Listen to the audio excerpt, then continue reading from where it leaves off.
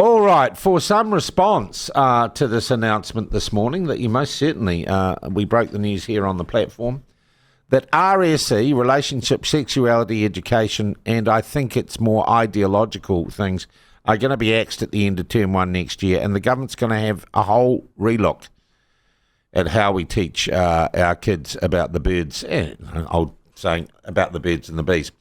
One group that had been lobbying hard for changes and had raised serious concerns about what had been happening in our schools was a group called Let Kids Be Kids. Their spokesperson is Penny Marie, and she joins us by phone now. Penny, nice to have you back on the program. Welcome. Hi, Sean. Thanks for having me at such short notice. That's all right. What do you make of what the Minister has announced this morning?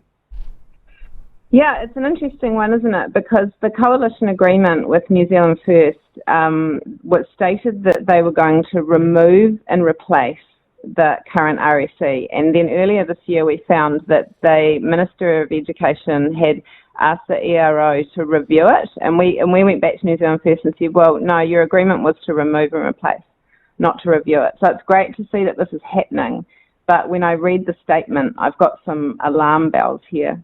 Okay, and Penny, it is interesting because I read it and I said, what's she doing here? It almost seems, and let's be honest, it almost seems that it might be that the Minister of Education is doing this reluctantly because she's had her feet held to the fire by the coalition partner, New Zealand First.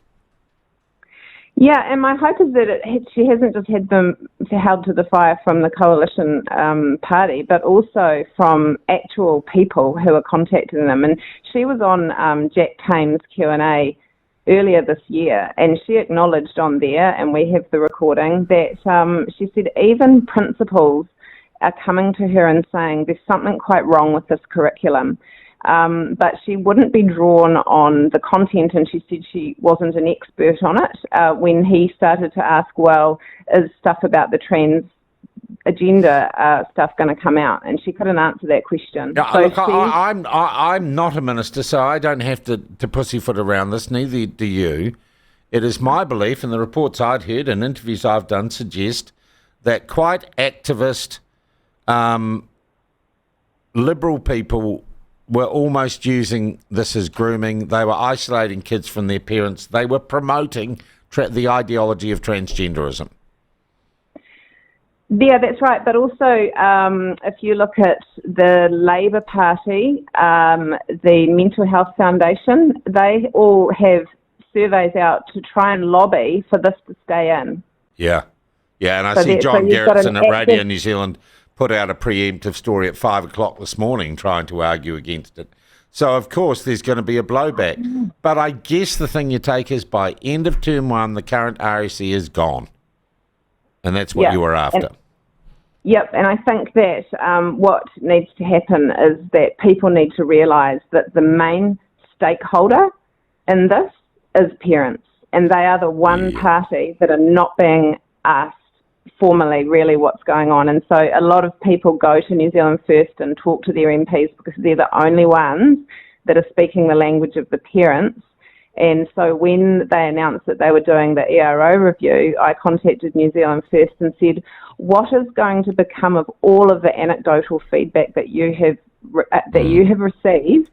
Will that go into this review? Because our concern is that the people that they are reviewing it with are their so-called experts, and it's a loaded deck. The Ministry of Education, the university so-called experts are a loaded deck of people who are lobbying for very extreme... And they're called generally trans activists, aren't they?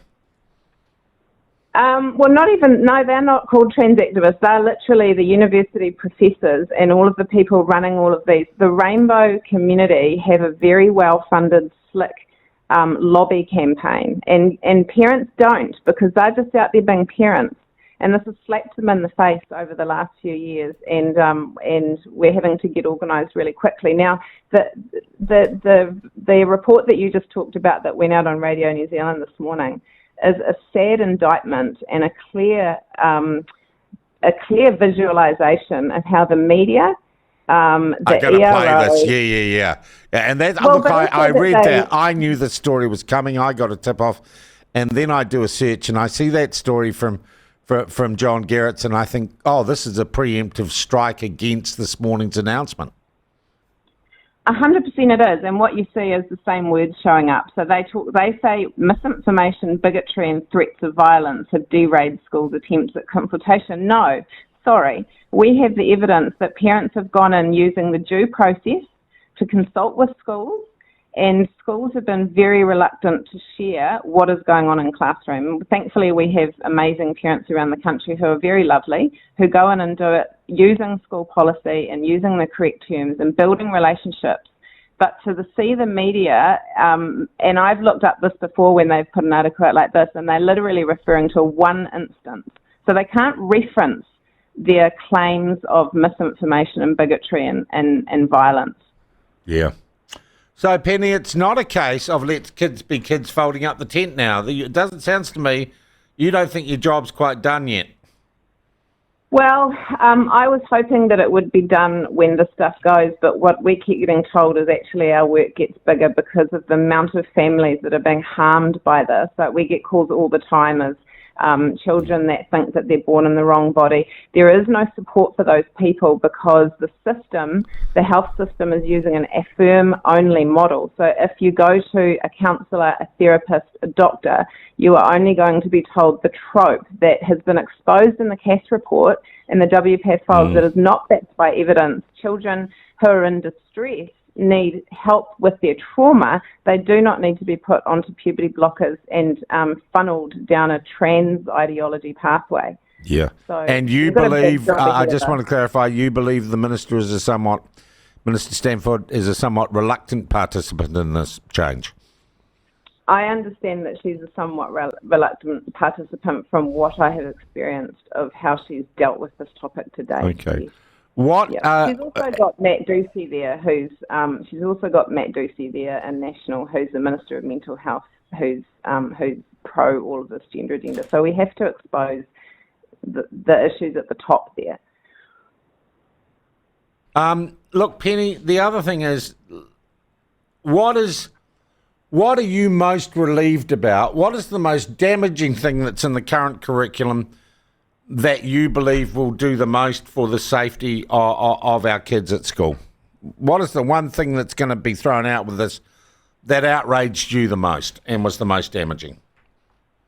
Oh, that's a tough one because there's a lot, but mostly it is the early sexualization of our children. So it is throwing them content when their brains and their bodies are not ready for it, that they just don't need to know. Like, that's why we're called Let Kids Be Kids, is they're getting given things that is totally inappropriate, which if given were outside the classroom might be considered porn and graphic content, but for some reason inside the classroom. And the other side to that is the absolute narrative of mistrusting parents on this. Yeah. That has to be exposed because parents are the primary caregivers of the children, not and that's such a narcissistic, sociopathic response, is that to isolate someone means you can then control them. And people isolate people from their families, and it seemed to me this curriculum was set up to do exactly that.